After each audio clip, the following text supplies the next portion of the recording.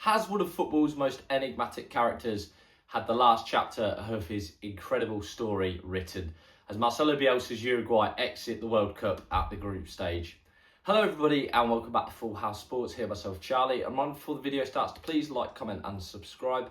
Anything you guys do is greatly appreciated as I try and become a one-man sports news bandwagon. Yes, a Loco himself, Marcelo Bielsa. I think all the headlines will be written about him now as Uruguay exit a group which I think on paper they should have got through. I had the pleasure of watching Uruguay at Wembley in March when they played England. They drew that game. I don't want to say the writing was on the wall that day, but they were certainly a poor side. Certainly with some of the players they disposed, I thought one of the only standouts that game was Fede Valverde, who was subbed off last night. I think it's fair to say he's actually had quite a poor tournament. More on that in a minute. But the writing has been on the wall with Uruguay now for a while in terms of where Bielsa's team is at, the style of play, the fans' feelings, even the players' feelings. And when you looked at this group, when you looked at Cape Verde and Saudi Arabia, you had to think that they'd get through this. And there's been so much go on that just hasn't worked for Marcelo Bielsa. I think the timeline really, if there was a documentary, it would flash back to 2024 in the Copa America, where Uruguay really impressed. I said in my pre-tournament preview that they were really good. And then came some utterly bizarre instances. There was talk that players fell out with Bielsa. Luis Suarez retired from international football. And essentially, well, there's no essentially about it, was very critical of Bielsa and the environment that he was creating. Of course, Bielsa is Argentine, and Uruguay and Argentina have historically had a little bit of needle between them. But I don't think that's necessarily been a massive factor in this story developing. Since that 2024 Copa America, though, it's been downhill from there, really. And the fact they got to this tournament was not a surprise, but I think if they hadn't started qualifying so well, there was a world in which they wouldn't have been at this tournament. And so it has been written that they are now out at the group stage, only compiling 2 points, which is frightening, really. And yeah, it is just, I think, really, the fact of the matter is that nobody thought that this would be that bad. I think on that point, on Bielsa, he's got a fair few things wrong. And for the man titled infamously El Loco, loved up in Leeds for sure, there has been quite a few moments of, what are you doing? What's going through this man's mind, this crazy mind? The Muslera recall is one that straight away jumps to mind. He's 40-year-old. He hasn't been in great form for Estudiantes in Argentina. And I think it showed at this tournament against Cape Verde. He was in trouble. And against Spain, he's got to save that shot. Let's be realistic. He has to save that shot. He doesn't. He parries it. It goes in. It trickles in. And with it, Uruguay's hopes were pretty much gone from there. I mean, they did do well against Spain.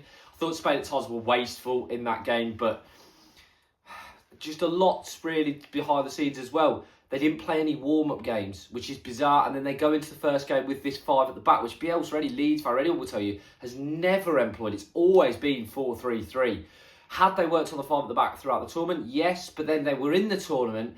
And Bielsa even admitted himself that they wasted a half against Saudi Arabia trying out this system before reverting back to the 4-3-3. If they'd have had the warm-up games, you'd have thought that they'd have seen this system in practice and gone, no, that's not working, we'll go back to the 4-3-3. Valverde, like I said, I think he's had a poor tournament as well. The Real Madrid style, actually, I thought when I watched him at Wembley, was really impressive.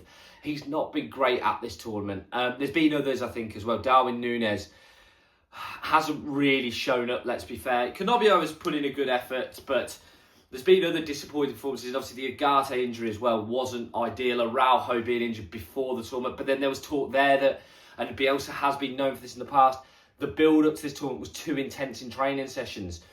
This all culminated in, before the Spain game, the players meeting and allegedly trying to go back to what they call garra charrua, which is one of the Uruguayan principles of football, the idea of sitting in and fighting for everything you have, and that was not present. Bielsa essentially said no. A lot of the top senior players were left disgruntled by this. They thought the only way to beat Spain was actually sitting. I mean, it wasn't. They didn't actually do that, and that didn't work too badly. But this idea of Bielsa being hard to work with, which we've seen many times in Europe, even at Leeds to an extent towards the end, we saw the stubbornness. And even though Leeds fans loved him, he was never going to change. And I think because of that, we're now seeing that this is what had happened. He's not historically had a great record at tournaments, going all the way back to 2002 when he had a tournament with Argentina, and he was criticised there by a lot of their fans, you know, for not playing back Gabigol, Batistuta and Crespo up front. Now it seems to be that the criticism is of he won't change still, and that's 24 years on with Uruguay. Uruguay, there'll be a massive post-mortem. Where do they go? But for Bielsa, you would think, with all the build-up to the tournament and what's gone on, you would think that this is the end of this man's career. And what an influence he's had. You do think one of the ironic things about this whole thing is one of his biggest influences is Mauricio Pochettino, whose USA side are doing so well at this tournament and actually beat Uruguay in November 5-1. And a lot of Bielsa's principles have been put into place with Pochettino and adapted. Wouldn't it be ironic if Pochettino's USA went on so great at this tournament, which they are doing already, while the man who was behind these ideas is sat at home, probably in retirement? As always, guys, let us know what you think. Please like, comment and subscribe. Anything you guys do is greatly appreciated. As I try and become a one-man sports news bandwagon. As always, have a great day.